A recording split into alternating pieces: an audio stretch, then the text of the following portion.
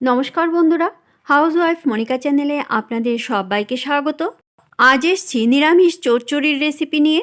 শীতের সবজি দিয়ে এরকম নিরামিষ চচ্চড়ি রান্না করলে যেটা ভাত বা রুটির সঙ্গে খেতে খুবই ভালো লাগে।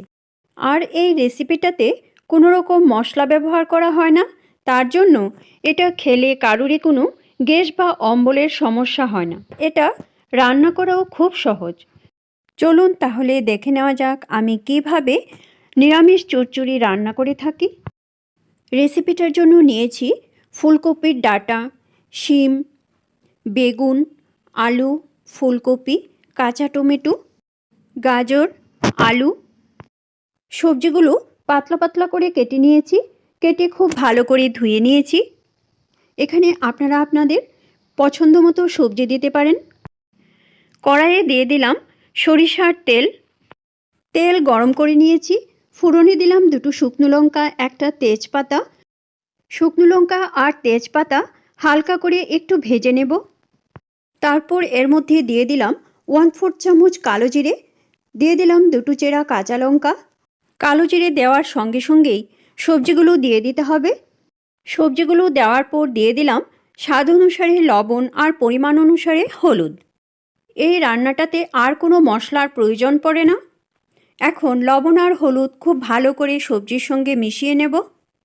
এই সময় চুলার ফ্লেমটা মিডিয়ামে রাখতে হবে। মিডিয়াম আঁচে 15 থেকে 20 সেকেন্ডের মতো নাড়াচাড়া করে ভেজে নেওয়ার পর এখন চুলার ফ্লেমটা লোতে করে ঢাকা দিয়ে দেব। লো ফ্লেমে 7-8 মিনিট ঢেকে রাখার পর এখন ঢাকনা সরিয়ে আবার ভালো করে নেড়ে দিতে হবে। দেখুন, ভালো করে নেড়ে চেড়ে দেওয়ার পর আবার চুলার ফ্লেমটা লোতে রেখে ঢাকা দিয়ে দেব। সবজির থেকে যে জল বেরোবে ওই জলেই সবজি অনেকটা সেদ্ধ হয়ে যাবে। লো ফ্লেমে আবারও 7-8 মিনিট ঢেকে রাখার পর ঢাকনা সরিয়ে আবার ভালো করে নেড়ে দেব। দেখুন, সবজির জল শুকিয়ে অনেকটাই শুকনো শুকনো ভাব চলে এসেছে।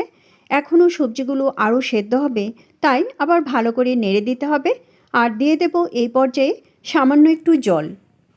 খুব বেশি জল দেওয়ার প্রয়োজন নেই, সবজি অনেকটাই সেদ্ধ হয়ে গেছে আর সবজিটা একটু শুকনো শুকনো ভাব হবে।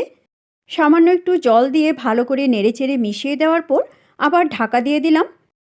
লো ফ্লেমে আবারও 5 মিনিট ঢেকে সেদ্ধ করে নেওয়ার পর এখন ঢাকনা সরিয়ে আবার ভালো করে নেড়ে মিশিয়ে দেব আর চেক করে নেব কতটুকু সেদ্ধ হয়েছে। ফুলকপির ডাঁটাগুলি আরেকটু সেদ্ধ হবে, তাই আবার চুলার ফ্লেমটা লোতে করে ঢাকা দিয়ে দিলাম প্রায় 3 মিনিটের জন্য।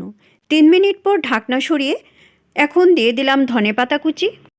ধনেপাতাটা একটু বেশি পরিমাণে দিয়েছি, তাহলে গন্ধটা খুব ভালো আসবে আর খেতেও খুব ভালো লাগবে।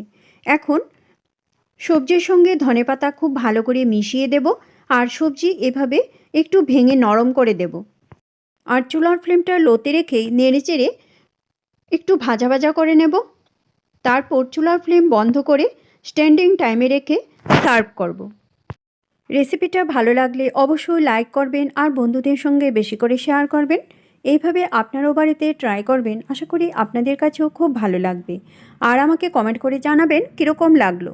আমার চ্যানেলের নতুন দর্শক বন্ধু হয়ে থাকলে চ্যানেলটা সাবস্ক্রাইব করে আমার পাশে থাকবেন আর বেল আইকনটা অবশ্যই প্রেস করে দেবেন, কেননা আমি চ্যানেলে নতুন কোনো রেসিপি দিলে রেসিপিটা আপনাদের কাছে খুব তাড়াতাড়ি পৌঁছে যাবে।